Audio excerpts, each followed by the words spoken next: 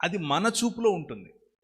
మన చూపు మనం ఎదిగిన సంస్కృతిలో ఉంటుంది. చీర కూడా అసభ్యంగా కట్టుకోవచ్చు. 100%. చీరలో కనిపించినంత ఒళ్ళు జీన్స్ ప్యాంట్ అండ్ టాప్లో కనిపించదు. నెట్టెడ్ శారీస్ కూడా వేసుకుంటారు.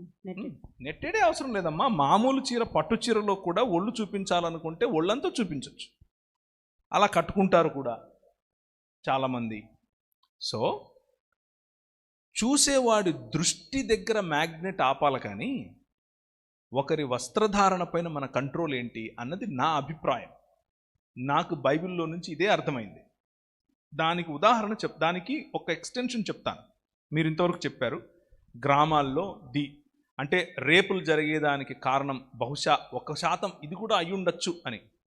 6 ఏళ్ళ అమ్మాయి ఏ చీర కట్టుకుందని రేపు చేశాడు వీడు? 65 ఏళ్ళ ముసలామే ఏ జీన్స్ ప్యాంట్ కట్టుకుందని రేపు చేస్తారు? అవును. తేడా ఉందా వీళ్ళకి? 6 ఏళ్లకు 65 ఏళ్లకు తేడా లేదు వీళ్ళకి. అది మృగం. మైండ్ పొల్యూట్ అయిపోయింది. మృగం, పశుప్రాయం.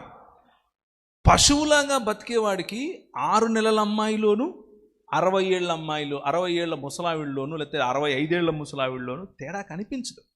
అది వాడి బుద్ధికి ఉన్నటువంటి పతన స్థితి, వైకల్యం.